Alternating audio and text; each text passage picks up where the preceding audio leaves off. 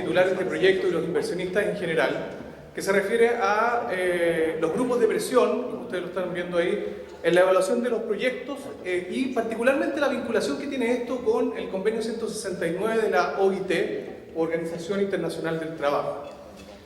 Antes de pasar a la materia que nos convoca, yo quiero contarles un poco quién es Sociedad Legal Consultoría de Abogados. Es una compañía que nace el año 2007 en Viña del Mar. Básicamente está compuesta por una serie de profesionales multidisciplinarios que nos dedicamos básicamente al tema de gestión de crisis, a tratar de realizar levantamientos de información y con ello tratar de evitar que efectivamente se provoquen estos conflictos entre titulares y comunidades.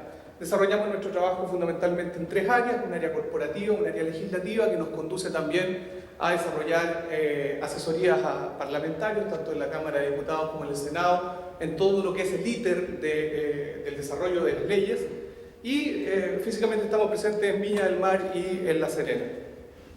Ahora, yo quiero partir esta ponencia, digamos, básicamente haciendo la siguiente pregunta: ¿por qué hoy día se judicializan los proyectos en Chile? ¿O por qué hoy día, digamos, en general tenemos una excesiva, a mi juicio, judicialización de proyectos? Y básicamente uno puede encontrar diversas causas, diversos motivos, pero las principales que a mi juicio, digamos, se pueden encontrar son las siguientes. Primero, el interés particular, el interés personal que pueden existir detrás de las peticiones ciudadanas.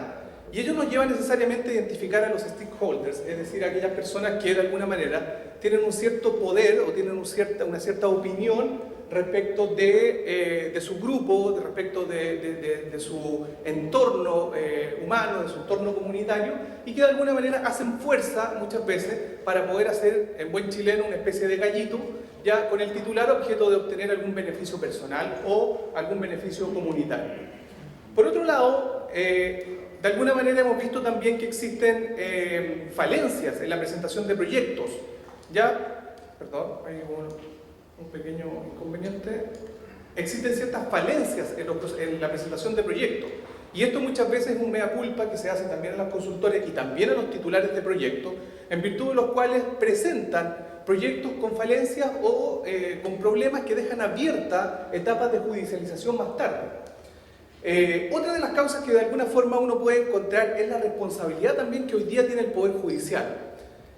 Algunos autores, algunos catedráticos han llamado esto el activismo judicial, es decir, la forma en que los jueces hoy en día, fundamentalmente en Cortes de Apelación y Corte Suprema, han estado fallando ciertas y determinadas materias que competen no tan solo a proyectos de energía, sino que también a proyectos mineros o a grandes proyectos que de alguna forma implican un alto impacto no tan solo en la ciudadanía, sino que también en términos del desarrollo. Por tanto, este activismo judicial que implica básicamente que los jueces ya no resuelvan una cuestión en derecho, sino que también resuelvan una cuestión en virtud de convicciones personales. Y eso, a mi juicio, ha llevado a que efectivamente nos encontremos frente a un excesivo gobierno de los jueces, como le han llamado algunos. Otra de las causas, y que quizás digamos también es una de las relevantes, es acerca de la pérdida, a mi juicio, de la potestad y de las competencias que tiene hoy día la autoridad ambiental. Por ejemplo, y quienes son titulares entenderán aquello, quien tiene una RCA, una resolución de calificación ambiental aprobatoria, no tiene la certeza de poder construir su proyecto, porque muchas veces ese proyecto o esa RCA puede ser judicializada y en consecuencia puede cambiar, digamos, de rumbo, de lo técnico pasar a lo judicial y en consecuencia puede que un proyecto efectivamente se caiga. Entonces, a mi juicio eso podemos encontrarlo en virtud de una falta de competencia o falta de autoritas o autoridad que pueda tener hoy día la autoridad ambiental, fundamentalmente el Servicio de Evaluación Ambiental y los órganos con competencia ambiental que se tienen que pronunciar en el proyecto. Y por último, lo que nos convoca, digamos, en esta presentación, que es el empoderamiento ciudadano, los grupos de presión, la exigencia de derechos, como ustedes quieran llamarlo. Yo lo he denominado empoderamiento ciudadano porque esto viene prácticamente de hace unos, yo diría, 5 o 6 años hacia atrás, en donde la gente se ha sentido con un derecho excesivo, olvidando cuáles son sus obligaciones muchas veces. Y esto fundamentalmente tiene un componente muy importante, muy interesante desde el punto de vista sociológico, que se refiere a la credibilidad social. Y hay distintas encuestas de distintos centros de estudio. Yo bueno, ahí les presento algunos de las manifestaciones que uno, viviendo acá en Chile, pudo haberse dado cuenta. El no a Castilla, la termoeléctrica en la región de Atacama, el no a Hidroaicén en el extremo sur de Chile, la situación contraria a Alto Maipo. Entonces, efectivamente, hoy día el componente sociológico en Chile es la credibilidad social. Y ello ha llevado efectivamente a este empoderamiento ciudadano. Yo les traje algunos datos simplemente para compartir con ustedes. Fíjense ustedes en términos de confianza personal. En el año 1980 existía un 10% de confianza interpersonal, es decir, a la persona que yo le tengo al lado, el 10% le creía. Ya en el año 2015 básicamente no cambia la estructura, el 13% le cree a la persona que tiene al lado. Confianza interpersonal. Fíjense ustedes lo que pasa en las instituciones políticas. La gente hoy día le cree un 17% a la Cámara de Diputados y a los partidos políticos un 10%, después de todos los sucesos que han ocurrido. Y si esto lo extrapolamos al ámbito económico, fíjense ustedes que los porcentajes de credibilidad a las organizaciones económicas y en consecuencia a los empresarios y por tanto a los titulares de proyectos tampoco es muy distinta. Veamos, fíjense ustedes, a los empresarios hoy día la gente encuestada, digamos, con estos datos que nos entregó el Centro de Estudio de Realidad Contemporánea, CERC, le cree el 15% a las organizaciones empresariales. Bueno, obviamente a las ISAPRES, a AFP, que son organizaciones de otro tipo, pero que finalmente nos entregan el punto de que el 61% no le cree a las organizaciones empresariales. Y ahí ya tenemos un problema fundamental de por qué efectivamente la gente comienza a empoderarse, por qué la gente comienza a salir a las calles, a frenar proyectos, porque efectivamente se siente que no cree y que no es tomada en consideración.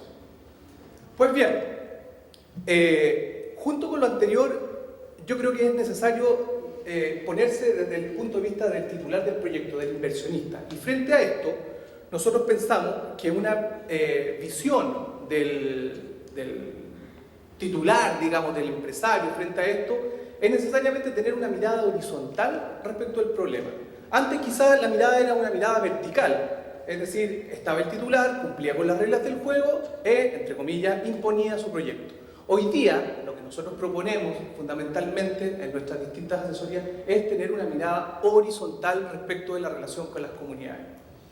Trabajo mancomunado con la sociedad, con la gente, con el grupo, transformar la responsabilidad social empresarial en una verdadera mimetización social, lo que no significa que el proyecto cambie su objetivo principal, es decir, que deje de ser un proyecto económico. Se trata de que efectivamente se incorpore la realidad social al proyecto. Básicamente a través de tres vías. Un contacto directo, es decir, incorporando a la comunidad no tan solo las participaciones ciudadanas propias de los estudios de impacto ambiental, sino que incorporándolo como verdadero partner al proyecto. En segundo lugar, hacer una sinergia, digamos, generarlo una especie de aliado, es parte del proyecto, aquí todos ganan, se generan externalidades positivas para ambos.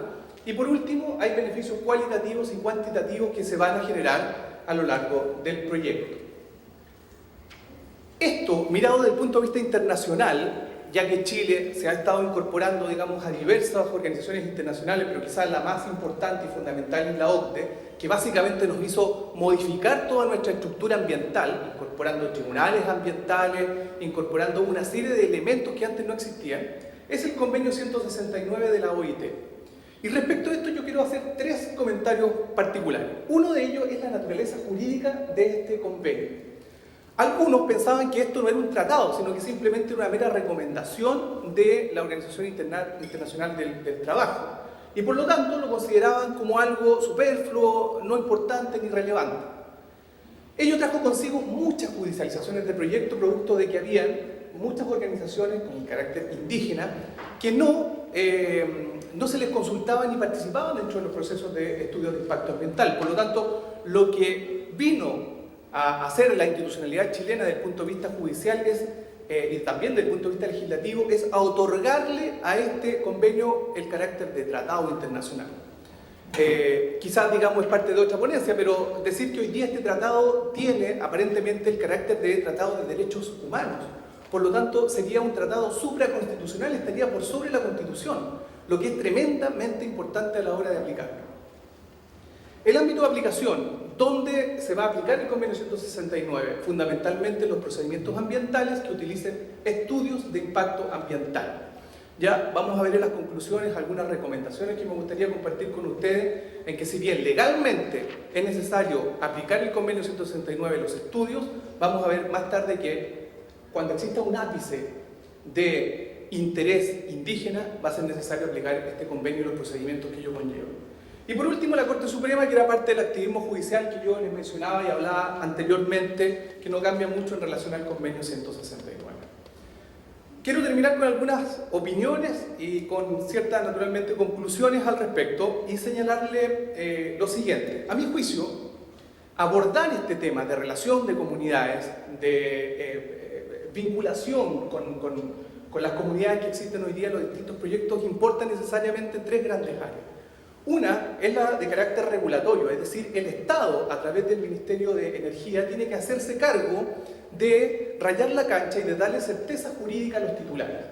Uno de aquellos aspectos es el que ustedes están viendo ahí, que es la agenda de energía que ha lanzado el Ministerio de Energía, en donde uno de los componentes es precisamente la participación ciudadana y gestión territorial, digamos, espacio en donde nosotros tuvimos posibilidad de asesorar, digamos, al Ministerio en estos aspectos, en materia sobre todo de participación ciudadana y gestión territorial, y que hoy día el gobierno lo ha entendido de tanta importancia que efectivamente lo ha traducido en un documento como es la Agenda de Energía. Por otro lado, el aspecto judicial. Se han creado los tribunales ambientales. Opera el segundo tribunal ambiental en Santiago, opera el tercer tribunal ambiental en Valdivia, que resuelve controversias. Ya antes se usaba indiscriminadamente el recurso de protección, lo que hacía caer proyectos como veíamos anteriormente, Castilla, Hidroaicén, Punta Alcalde, Barrancones y otros. Hoy día todo eso está judicializado en los tribunales ambientales y se reserva el recurso de protección en materia ambiental exclusivamente para materias vinculadas con el artículo 19, número 20 de la Constitución. Pero hoy día al menos está rayada la cancha en materia judicial. Y por otro lado, en lo que conversa respecto del tema del convenio 169, señalar que primero es un tratado internacional, por tanto hay que darle ese carácter y esa importancia. En segundo lugar, respecto de la consulta indígena, esta tiene un carácter de autoejecutable, lo que significa de que tiene que ejecutarse inmediatamente, no hay que esperar una resolución, no hay que esperar un impulso estatal para poder ejecutar esta consulta indígena, se tiene que realizar dentro del procedimiento de estudio de impacto ambiental. Por otro lado, el Tribunal Constitucional no ha reconocido a este convenio como un tratado de derechos humanos. La Corte Suprema no se ha pronunciado al respecto. Sin embargo, la doctrina y la práctica han considerado a este tratado, a este convenio 169, como un convenio, como un tratado de derechos humanos que, como les explicaba anteriormente, sería un tratado supraconstitucional, por lo tanto tendría una aplicación en todos los casos. Ya, lo que es naturalmente bastante interesante, digamos, a la hora de aplicar las normas del artículo del convenio 169. Por otro lado, la Corte Suprema ha estimado que se cumple con la consulta indígena del convenio 169 en la medida en que se produzca la etapa de participación ciudadana en un estudio de impacto ambiental. Eso nos dice la Corte Suprema, que es el máximo tribunal que existe en la República. Por lo tanto, queda preguntarse qué pasa en aquellos procedimientos ambientales en donde se desarrolla una declaración de impacto ambiental. ¿Qué ocurre con la consulta indígena? ¿Es necesario aplicarla? ¿Es necesario consultarla? ¿Es necesario, digamos, incorporarla a esta declaración de impacto ambiental? A criterio de la Corte Suprema pareciera que no. Sin embargo, en la práctica, y es una recomendación, tal cual como se señala ahí, que nosotros generalmente le hacemos a nuestros clientes, es que cada vez que exista un interés indígena, un interés de alguna comunidad que la ley de CONADI en este caso considere como agrupación indígena, en un proyecto cualquiera sea su naturaleza, es necesario realizar la consulta y la participación ciudadana que establece el estudio de impacto ambiental.